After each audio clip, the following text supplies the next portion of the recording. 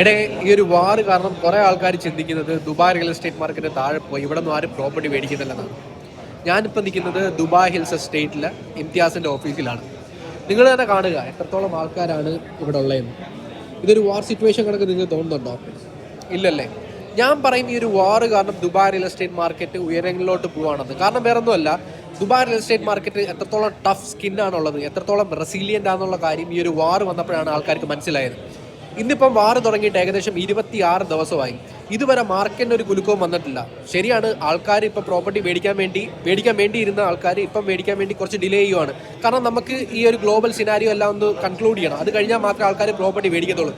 പക്ഷേ ഈ മേടിച്ചവരാരും അവരുടെ പ്രോപ്പർട്ടി മാർക്കറ്റിൽ സെല് ചെയ്യാൻ റെഡിയല്ല. എല്ലാവരും അവരുടെ പ്രോപ്പർട്ടി ഹോൾഡ് ചെയ്യുവാണ്.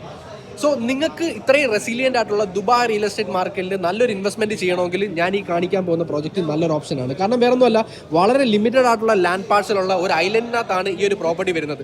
അതും ഇംതിയാസ് എന്ന് പറഞ്ഞാൽ ദുബായിലെ തന്നെ one of the top tier ഡെവലപ്പറിൻ്റെ ഒരു ഇൻവെസ്റ്റ്മെൻറ്റ് ഓപ്പർച്യൂണിറ്റിയാണ്.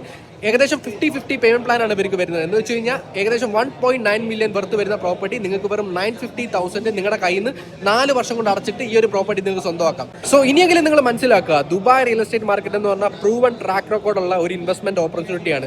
അതിനകത്ത് നിങ്ങൾ ഇൻവെസ്റ്റ് ചെയ്ത് കഴിഞ്ഞാൽ നിങ്ങൾ എന്തായാലും കാശ് ഉണ്ടാക്കിയിരിക്കും.